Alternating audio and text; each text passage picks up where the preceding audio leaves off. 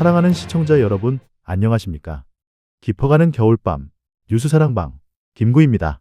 지금 세상이 떠들썩한 이란 사태, 미국의 도널드 트럼프 대통령이 이란에 대한 군사적 옵션을 적극적으로 검토하고 있다는 소식이 우리를 다시 한번 중동의 화약고로 시선을 돌리게 하고 있습니다. 과연 보이는 게 전부일까요?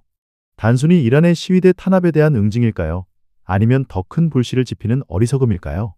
우리는 고대 병법서 손자병법에서 상병벌모, 기차벌교, 기차벌병, 기하벌성이라 했습니다. 최고의 병법은 적의 계책을 꺾는 것이고 그 다음은 동맹을 끊는 것이며 그 다음은 싸우는 것이고 최하책은 성을 공격하는 것이라는 뜻입니다. 지금 트럼프의 행보는 이 병법 중 어디쯤 서 있는지, 그리고 이것이 우리 한반도에 어떤 그림자를 드리울지 오늘 함께 심도 있게 들여다봐야 할 때입니다. 오늘 우리는 이란 사태를 통해 급변하는 세계 속에서 우리 한국이 나아갈 길, 그리고 우리 개개인이 붙잡아야 할 지혜를 발견하게 될 것입니다. 여러분, 먼저 트럼프 대통령의 이란 군사 옵션, 그 실체와 미국의 의도부터 차근차근 살펴보시죠.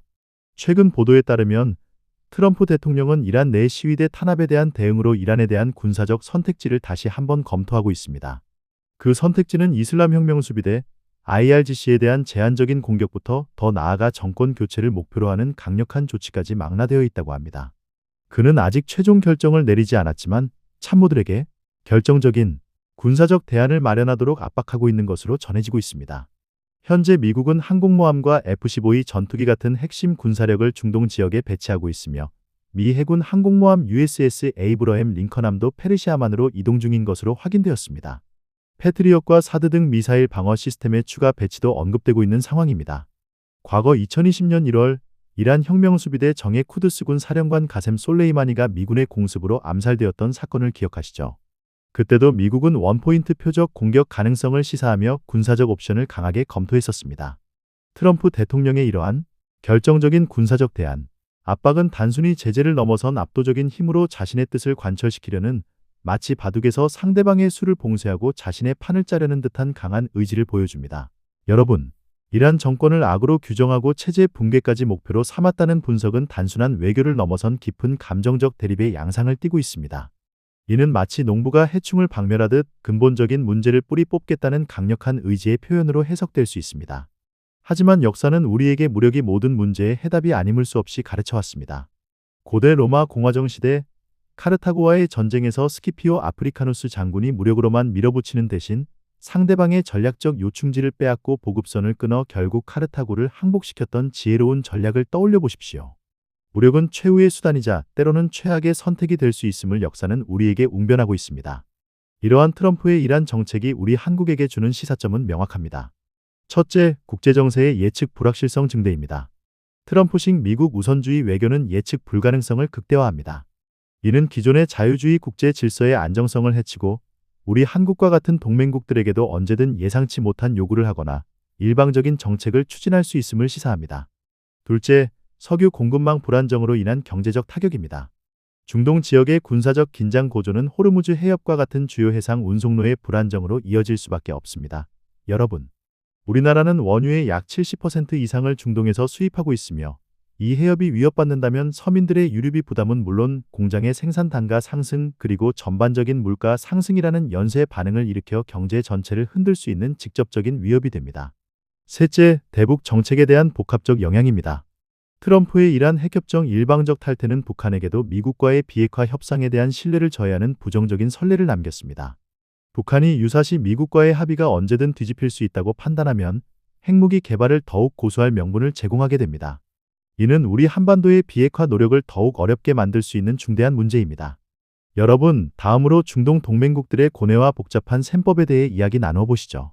미국의 강경한 대이란 정책에도 불구하고 이스라엘, 사우디아라비아, 카타르 등 중동의 주요 동맹국들은 미국의 성급한 군사적 공격이 중동 전체를 걷잡을 수 없는 전면전으로 몰아넣을 것을 우려하며 군사적 개입을 만류하고 있습니다. 일부에서는 중동 지역의 미군 전력 부족과 이러한 동맹국들의 만류로 인해 군사 행동이 일시적으로 보류되었다는 분석도 있었습니다. 하지만 미군 전력 재배치가 완료되면 상황이 달라질 수 있다는 관측도 나옵니다. 트럼프 대통령은 이란 정권이 시위대 처형을 중단한 것을 언급하며 한 발 물러서는 듯한 신호를 보내기도 했지만 시위대 학살에 대한 책임을 물어 이란을 처벌하겠다는 구상을 완전히 배제하지 않고 있는 것으로 보입니다. 동맹국들의 만류는 단순한 우려를 넘어섭니다. 여러분, 그들은 자신들의 생존과 번영이 걸린 중대한 선택의 기로에 서 있는 것입니다. 미국과의 동맹을 유지하면서도 자국의 안보를 위태롭게 할 수 있는 무모한 행동에 제동을 걸려는 미묘한 심리가 엿보입니다. 이는 마치 한 가정의 가장이 큰 결정을 내릴 때 가족들의 현실적인 걱정을 외면할 수 없는 것과 같다고 할 수 있습니다. 부모님이 아무리 좋은 의도를 가지고 집을 짓는다 해도 당장 겨울이 오는데 지붕도 없이 시작할 수는 없는 법 아니겠습니까? 이러한 상황은 고대 그리스 도시 국가들 사이의 펠로폰네소스 전쟁을 떠올리게 합니다. 아테네와 스파르타라는 양대 강국 사이에서 수많은 소국들은 어느 편에 설지 혹은 중립을 지킬지 끊임없이 고뇌했습니다. 이들의 선택 하나하나가 민족의 운명을 좌우했죠. 지금 중동의 동맹국들이 처한 상황도 이와 크게 다르지 않습니다. 그들은 지정학적 생존을 위해 각자의 국익을 최우선으로 고려하며 매우 신중하게 움직이고 있습니다. 이것이 우리 한국에게 시사하는 바는 무엇일까요? 첫째, 자주국방의 중요성 재인식입니다. 미국 동맹국들도 자국의 이익을 위해 미국의 행동에 제동을 거는 현실은 우리에게 자주국방의 중요성을 다시금 일깨워줍니다. 여러분, 맹목적인 동맹 의존은 결국 우리의 주체적인 외교 안보를 제약할 수 있습니다. 진정한 동맹은 상호 존중과 자강을 바탕으로 해야 한다는 냉엄한 현실을 직시해야 합니다. 둘째, 다자외교의 필요성 증대입니다. 복잡한 중동 정세는 단일 국가의 강함만으로는 해결될 수 없음을 여실히 보여줍니다. 유럽 국가들처럼 우리 한국도 다양한 이해관계를 가진 국가들과의 다자 외교를 통해 지역 안정을 도모하고 우리만의 외교적 입지를 다져야 합니다. 한편으로는 미국과의 굳건한 동맹을 유지하면서도 다른 한편으로는 중동 및 다른 강대국들과의 소통 채널을 넓혀야 합니다. 셋째, 에너지 안보의 다변화입니다.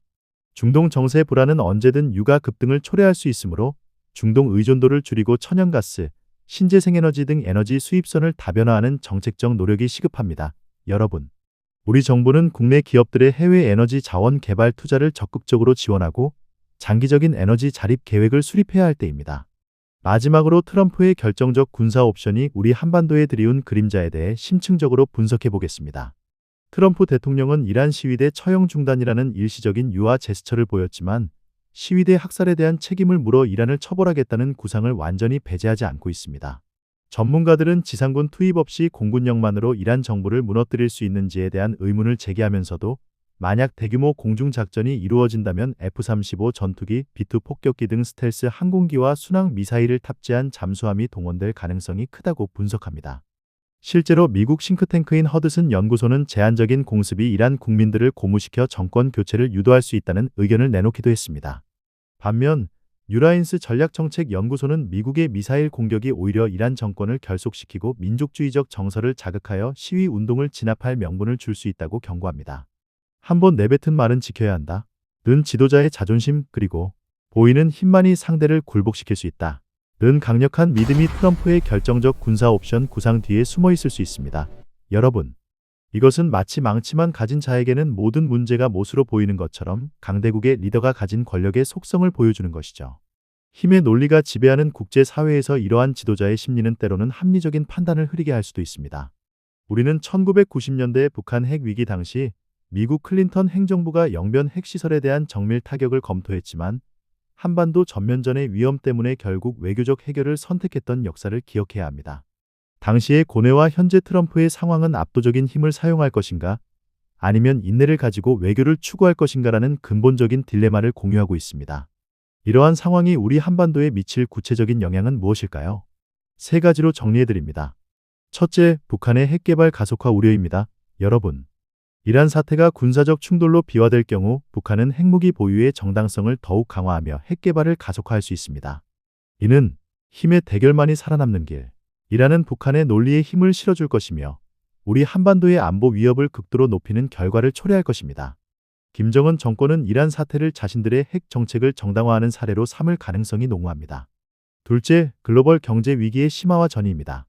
중동의 불안정은 곧 글로벌 경제의 불안정으로 직결됩니다. 유가 급등, 원자재 가격 상승, 물류 대란 등은 이미 고물가와 고금리로 신음하는 우리 경제의 설상가상으로 다가올 것입니다. 여러분, 소비자 물가지수는 더욱 치솟고 기업들의 생산 비용은 감당할 수 없을 정도로 불어날 것입니다.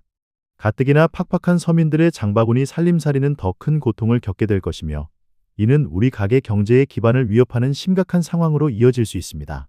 셋째, 우리 외교적 공간 확보의 시급성입니다. 미국이 일방적인 군사 행동을 감행할 경우 우리 한국은 중동 지역에서의 우리 교민과 기업의 안전을 보호해야 하는 막중한 책임과 미국의 동맹국으로서의 역할 그리고 국익 사이에서 미묘한 균형을 잡아야 하는 딜레마에 빠질 수 있습니다. 이러한 상황에 대비하여 미국과 중동 국가들 사이에서 우리의 외교적 입지를 강화하고 소통 채널을 다변화하는 것이 그 어느 때보다 시급합니다. 우리나라는 중동 지역에서 연간 약 900억 달러에 달하는 교역 규모를 유지하고 있으며 수십만 명의 교민과 기업들이 활동하고 있습니다. 이들의 안전과 경제적 피해를 최소화하기 위한 다각적인 외교적 노력이 절실합니다. 사랑하는 우리 시청자 여러분, 격변하는 국제 정세 속에서 불안과 걱정이 앞서실 것입니다. 하지만 기억하십시오. 당신의 불안은 당신의 잘못이 아닙니다. 시대가 변해도 변하지 않는 가치를 붙잡는 것이 바로 우리의 힘입니다. 혼돈의 시대, 진정한 힘은 통찰과 지혜에서 나옵니다. 우리는 이란 사태를 통해 평화와 공존의 길을 모색하고 위기 속에서 기회를 찾아야 할 때입니다.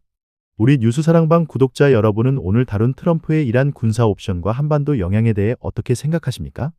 여러분의 깊이 있는 의견을 댓글로 나누어 주십시오. 여러분의 한마디가 누군가에게는 큰 힘이 되고 우리의 지혜를 모으는 소중한 밑거름이 됩니다. 다음 시간에도 세상을 꿰뚫는 통찰로 여러분을 찾아뵙겠습니다. 구독과 좋아요로 지혜의 동행에 함께해 주시길 바랍니다. 감사합니다.